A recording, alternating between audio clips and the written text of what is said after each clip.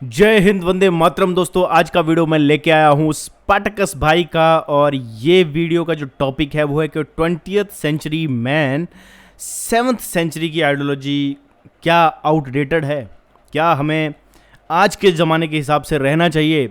और स्पाटकस भाई के साथ बहुत ही बढ़िया डिस्कशन करने के लिए भी एक बहुत बढ़िया शख्स हैं। तो वीडियो को बिना कुछ देर किए दोस्तों वीडियो को स्टार्ट करता हूं। आप वीडियो ज़रूर देखिएगा पूरा, और आप अपनी राय अपने सुजेशन में लास्ट में ज़रूर बताऊंगा। तो बिना कुछ देर किए दोस्तों वीडियो को स्टार्ट करते हैं।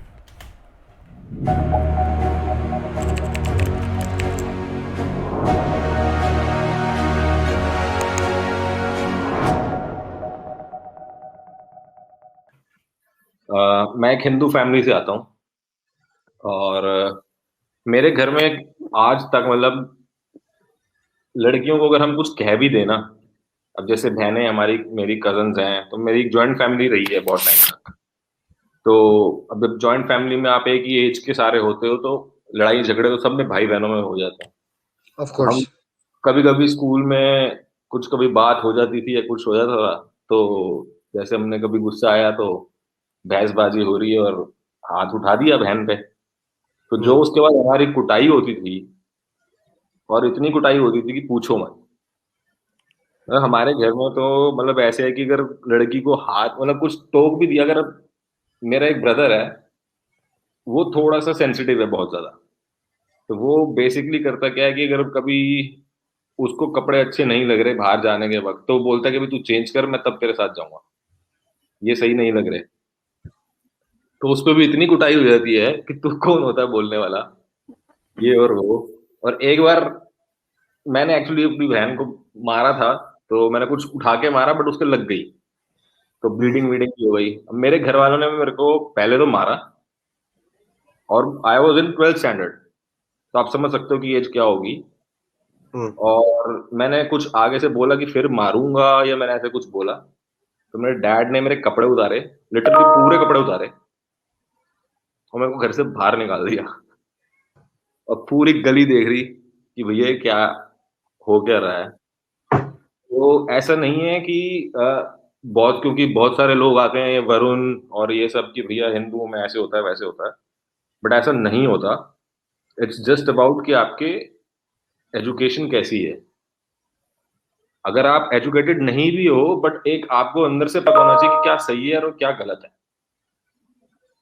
ये नहीं कि लड़की है। और आपने एक चीज बोली थी, उससे मैं डिसएग्री करता हूँ कि प्लीज। ऐसा भी नहीं होता कि लड़की हर जगह हर टाइम सही हो। बहुत टाइम ऐसा भी होता है कि लड़की गलत भी होती है। तो बट मैं फॉर ये नहीं एग्जाम्पल। करता कि हाँ अगर लड़की है तो हमें उसको कुछ बोलना नहीं है। अगर वो गलत है तो आप उसको बोलो। For example. फॉर एग्जाम्पल मतलब कुछ भी, कोई भी सीन के वो हो सकता है, नॉट कि एक पर्टिकुलर केस है। अब लेकिन बहुत ये तो सारे नहीं। ऐसे नहीं लेकिन कि ये भी आप, तो हो सकता है। लेकिन ये भी तो हो सकता है कि जो आपकी नजर में गलत हो कि ये लड़की ने गलत किया है, वो सिर्फ हाँ। आपकी नजर में गलत हो, वो आपकी सोसाइटी, आपकी अपब्रिंगिंग, आपकी कल्चर की वजह से गलत हो, वो रियलिटी में गलत ना हो। मैं उस वाले सेंस में गलत नहीं कह रहा। मैं गलत कह रहा हूँ कि अगर लड़की ने एक्चुअली में कुछ गलत किया है, तो अगर आप उस लड़की को, ऐसा नहीं है कि वो लड़की है तो इसलिए आप उसको फिर कुछ बोलोगे नहीं। अगर गलत किया है, ऐसा तो जस्ट मैंने कभी भी इंडोर्स नहीं किया कि यार लड़की को कुछ भी मत नहीं, बोलो, लेकिन जस्ट एन एग्जाम्पल, ऐसे अभी हमारे बहुत सारे केसेस हुए भी हैं इंडिया के अंदर, कि लड़की जैसे कभी लड़के पे गलत रेप का केस लगा देती है, और बाद में पता चलता है कि रेप नहीं हुआ, बदला लेने के लिए करा या कुछ हाँ, whatever जो भी करा। वो तो चीजें होती हैं, विंडिक्टिव लोग हो जाते हैं अगर आप और उसको, सिचुएशन का गलत फायदा उठाने की कोशिश करते हैं। मैं कभी भी आप मुझे नहीं देखेंगे कि मैं इस तरह की चीजों को जो है विंडोज करूंगा। Anyways, thank you so much Ricky for your input. तो हम अगले मोमिनीन्स। अच्छा, हमारे पास नए कॉलर हैं, भाई साहब फ्लोटो सर। आपको दूसरी तरफ Hello, ये hello, ये बोलिए। hello, Spartacus ji. This is the first time like I'm interacting with you. Rustam भाई और सुल्तान सलातीन और गालिब कमाल साहब से भी एक आध बार मेरी बात हो चुकी हुई है। उनको इन्हें याद जी है या जी, नहीं है। जल्दी कहिए क्या कहेंगे, क्योंकि मुझे तो हाँ, मैं स्ट्रीम ये को कहना कंक्लूड चाहूंगा। करना है। अब वो तो अभी एंड पे है, तो मैं पहला तो वो बताते हैं ना कि खैरात मतलब आपके बारे में मैं सुन रहा था इसमें आपने बताया था कि कैसे आप लाइक रेगिस्तान में कितने दिन अकेले रहे और चिड़िया को मार के आप सरवाइव कर रहे थे। चिड़िया मार के तो खाई इतना है सब भाई, कुछ 15 से 20 दिन खाई इतना है, आगे सब कुछ बोलिए। हार्डशिप जो है वो आपने लिया। तो लाइक जब आप बता रहे थे तो ये विजुअल्स मेरे दिमाग में ऐसे हो रहा था कि लग रहा था कि मीन्स कितना ज्यादा हार्डशिप आपने लिया है। मीन्स अगर आगे कभी मौका मिले तो इस पे पूरी की पूरी एक अच्छी मूवी या डॉक्यूमेंट्री बन सकती है कि कैसे एक मजहब मैं आई एक आई एम इंसान को कंपाइलिंग कितना ज्यादा। या बोलिए। बुक लिख रहा हूँ। या तो मतलब काफी ज्यादा वो मतलब आई थिंक बहुत सारे लोगों को एक नया पर्सपेक्टिव देगी कि एक जो रिलीजन एक मजहब है कितना ज्यादा मतलब परेशान कर सकता है एक जो भी फ्री थिंकिंग आप जो एक ह्यूमन बीइंग है उसके लिए। हमारी हमारी सोसाइटी में 90% लोगों को और शायद इस चीज का अंदाजा ही नहीं है। मुझे शायद फिगर नहीं देना चाहिए, बट बहुत सारे लोगों को इस चीज का अंदाजा ही नहीं है कि मजहब किस हद तक परेशान कर सकता है। तो thank you so much voice of Pluto ji. हाँ, ये काफी और देर से वैसे कोशिश कर रहे थे इनका जो है ना नेटवर्क जो है, मेरे ख्याल प्लूटो से सिग्नल कम आ रहे थे, बार बार हाँ, ड्रॉप प्लूटो से मैं, क्योंकि उनको 2 बार लिया मैंने हाँ और ये ये ड्रॉप हो रहे थे बार बार। और है दूसरा बहुत एक दूर एक ना। छोटा सा एक छोटा सा एक पॉइंट यहाँ पे मैं रखना चाहूंगा। बहुत सारे मैं जो भी हमारे लाइक हिंदू रिलीजन से जो भी मतलब इंक्लाइंड जो भी भाई आते हैं यहाँ पे और अपना पॉइंट ऑफ व्यू डालते हैं बेसिकली। और कहीं ना कहीं ये इनडायरेक्टली उनका एक रहता है कि नहीं चलो जो हिंदुइज्म है वो कहीं ना कहीं बेहतरीन है सारे जो दूसरे रिलीजन है, इस्लाम हो गया, क्रिश्चियनिटी हो गया और जो भी है। तो मैं यहाँ पे ये पॉइंट कहना चाहूंगा कि मे भी शायद ये सवाल आई थिंक ये जस्ट नहीं है।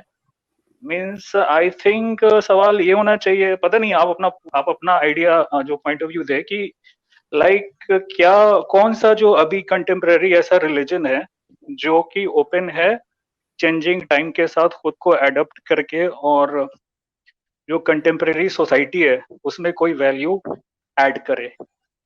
तो कौन सा रिलीजन अभी प्रेजेंट ऐसा रिलीजन है या 0, मतलब ये बेसिकली बिकॉज कोई भी कोई भी नहीं, परफेक्ट तो कोई भी नहीं, है नहीं, कोई कोई भी भी नहीं, कोई रिलीजन भी नहीं, परफेक्ट कोई नहीं भी है। नहीं, कोई भी नहीं, तो क्योंकि अगर कोई मतलब भी या 1 मिनट सर जी, रुस्तम शाह जी, मुझे आपकी और सलातीन जी, आप काफी देर से खामोश बैठी हैं, तो प्लीज आपको इस मेरे इस कमेंट को कंक्लूड कीजिएगा।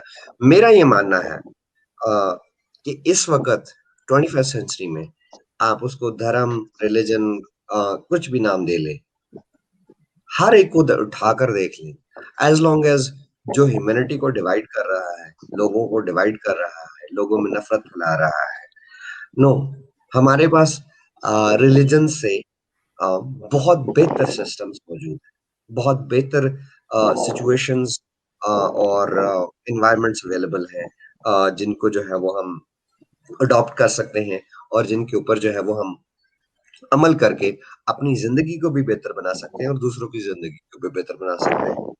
हमें 21st सेंचुरी में अच्छा इंसान बनने के लिए किसी रिलीजन की, किसी धर्म की, किसी भी चीज की कोई जरूरत नहीं है। बिल्कुल रुस्तम शाह जी। मैं बिल्कुल इससे एग्री करूंगा। प्लूटो जी, आपकी बात मुझे समझ में आ गई है। देखें, किसी मैंने जमाने इनको में रिमूव मजहब की किया जो है है। ना, हाँ वो बहन में सुन रहे हैं, वो जब यूट्यूब पे जाएंगे उनको ये आवाज सुनाई देगी। किसी जमाने में मजाहिब की जरूरत पड़ती थी इंसानों को, उस वक्त इसकी जरूरत थी, लेकिन वो वक्त अब गुजर चुका है। आजकल हमें मोरालिटी के लिए भी किसी मजहब की जरूरत नहीं है, उसके लिए हमें सिर्फ अकल की जरूरत है। जो मेरे ख्याल में आजकल के दौर में आप अच्छा बुरा जो है बड़े आराम से आप जान सकते हैं और देख सकते हैं। तो अगर किसी को शौक है किसी मजहब का तो वो बनाता रहे, लेकिन अगर वो मजहब आपको किसी दूसरे इंसान से उसकी शक्ल की वजह से, उसके कलर की वजह से, उसकी इल्म की वजह से या उसके किसी जोग्राफियाई हदूद की वजह से नफरत सिखाता है, तो ऐसे मजहब को उठा के रद्दी की टोकरी में फौरन फेंक देना चाहिए। आजकल ऐसे मजाहिब की कोई ज़रूरत नहीं है। अगर आपका मजहब है, आप उसको ज़ाती तौर पे अपने घर में बैठ के प्रैक्टिस करना चाहते हैं, शौक से कीजिए। लेकिन अगर आप आके कहेंगे कि नहीं तुम मानो इस बात को, और अगर तुम नहीं मानोगे तो फिर ये हो जाएगा वो हो जाएगा, तो सॉरी, फिर मेरा और आपसे झगड़ा रहेगा। क्योंकि मैं ये समझता हूँ कि अगर कोई मजहब था भी या है भी तो वो आपका ज़ाती मजहब है। आप घर में बैठ के जो मर्जी सोचना चाहते हैं, जितने मर्जी खुदाओं को पूछना चाहते हैं, जरूर पूछिए। आप उसको सोसाइटी पे जनरल उसको ये कह के कि ये आफाकी सच्चाई ये इम्प्लीमेंट नहीं करवा सकते, ये थोप नहीं सकते, आजकल इस चीज़ की कतई कोई ज़रूरत नहीं है, ना ही ये फिट होगा। और इसीलिए हमें ये सारी मसाइल नज़र आते हैं, क्योंकि लोग जब कोशिश करते हैं कि एक इलॉजिकल चीज़ को लॉजिकल बना के एक लॉजिकल दुनिया पे जब फिट करने की कोशिश करते हैं तो वो नहीं हो सकता। It's useless attempt anyway. Sultan Salatin ji आखिरी कमेंट, उसके बाद हम आखिरी कॉलर को लेंगे। जी सर। देखो मेरे नजदीक तो एक दूसरे का इंसानियत की अगर बात की जाए तो इंसानियत हमारे लिए काफी आगे बढ़ने के लिए as a society we don't need any religion, we don't need any dogmas, we don't need to pretend कि हमें किसी सुपर पावर ने ये कहा, हमें किसी सुपर पावर ने ये कहना चाहा। हम अपनी इंटेलेक्ट को माने, हम माने कि हम चीजों को बेहतर असेस कर सकते हैं वक्त बदलते वक्त के साथ साथ, क्योंकि कोई भी रिलीजन मेरे नजदीक बदलते वक्त के साथ अपने आप को अच्छे से अडेप्ट नहीं कर पाया। एंड इट शोज कि वो आर्केइक हैं, वो नहीं फिट इन करते बदलते वक्तों में। अब टेक्नोलॉजी जिस तेजी से बूम कर रही है उसके साथ तो बिल्कुल भी नहीं, बहुत चीजें इनकम्पैटिबल हो गई। तो I think we need to stick to humanity, एक दूसरे का एहसास करने में, अपने हकूक के लिए लड़ने में कोई हर्ज नहीं है, मगर कंपैशन होना जरूरी है। तो दोस्तों ये आपने वीडियो देखा, स्पाटकस जी के चैनल से मैंने ये वीडियो लिया था और ये वीडियो मुझे इतना पसंद आया, इतना बढ़िया लगा। इसमें जो विचार रखे गए इंसानियत को लेकर, और सच में यही रियलिटी है, यही रियलिटी है। हर किसी को ये सोचना चाहिए, रिलीजन की वजह से जो लोग पागल हुए जा रहे हैं, भगवान के कंसेप्ट को लेकर आपस में लड़ रहे हैं, मेरा भगवान सबसे बड़ा, तेरा भगवान छोटा। हालांकि ये चीज़ सनातन धर्म में नहीं होती है। ये बात एक बहुत ही फैक्ट है कि सनातन धर्म में ये चीज़ नहीं होती है कि मेरा शिव बड़ा है, तेरा हनुमान छोटा है, या तेरा राम बड़ा है, मेरा कृष्ण छोटा है। ऐसा कभी होता नहीं है। या कोई कृष्ण को पूजने वाला बोले नहीं राम छोटा है, कृष्ण बड़े हैं। लेकिन जैसे ही आप सनातन धर्म से बाहर निकलते हो, आप चाहे आते हो बुद्ध धर्म में, तो बुद्धिस्ट क्या बोलते हैं, इन्होंने बहुत डिस्ट्रक्शन करे इसलिए मैं बता रहा हूँ। जो सिद्धार्थ बुद्ध थे जिन्होंने बौद्ध धर्म बनाया, उन्होंने कभी ऐसा नहीं किया। लेकिन इनके जो बाद में फॉलोअर हुए ना, वो बड़े प्रदूषण फैलाने, धर्म प्रदूषण कहते हैं इसको कहते हैं, धर्म प्रदूषण नहीं कहते, इसको रिलीजियस प्रदूषण कहते हैं, या मजहबी प्रदूषण, ठीक है। मजहबी प्रदूषण जो इन्होंने फैलाया है, ये समेटते समेटते ना टाइम लग जाएगा। खास करके इस्लामियों ने तो हद ही कर दी है। क्रिश्चियनिटी भी एक टाइम पे कहते हैं इतनी कट्टर होती थी, ये इस्लामी तो कुछ भी नहीं है, ये कुछ भी नहीं है जितना ये जो क्रिश्चियनिटी होती थी। कट्टर, बहुत कट्टर रहते थे। अब पूरी दुनिया को इन्होंने मिशनरीज के थ्रू अंग्रेजों का राज करा, तो ये भी उनकी एक मिशन था कि पूरी दुनिया को सिर्फ क्रिश्चियन बना देना है। और ये कट्टरवाद ने ना बहुत खून बहाया है, बहुत खून बहाया है।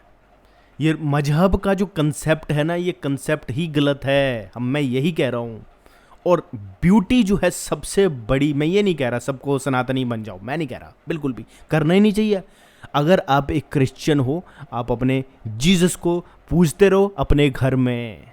अगर आप एक बुद्धिस्ट हो, अपने बुद्ध को पूजते रहो अपने घर में। अगर आप सनातनी हिंदू हो तो अपने भगवान को, शिव को, राम को, हनुमान को, गणेश को पूजते रहो अपने घर में।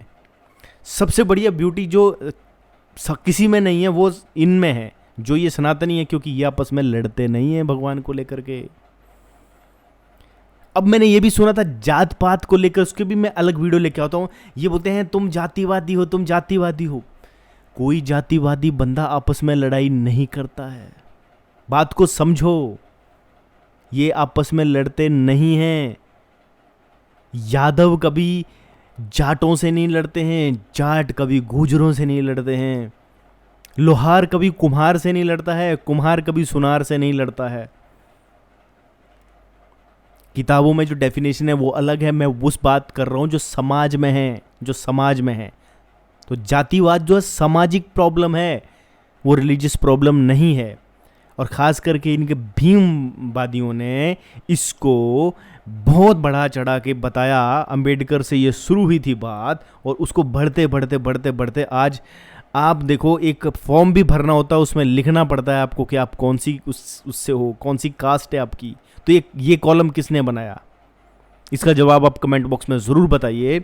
इंसान बनिए, रिलीजियस कट्टरता को ख़त्म कीजिए, धर्म की तरफ आइए। और धर्म जो है वो है मानवता का धर्म।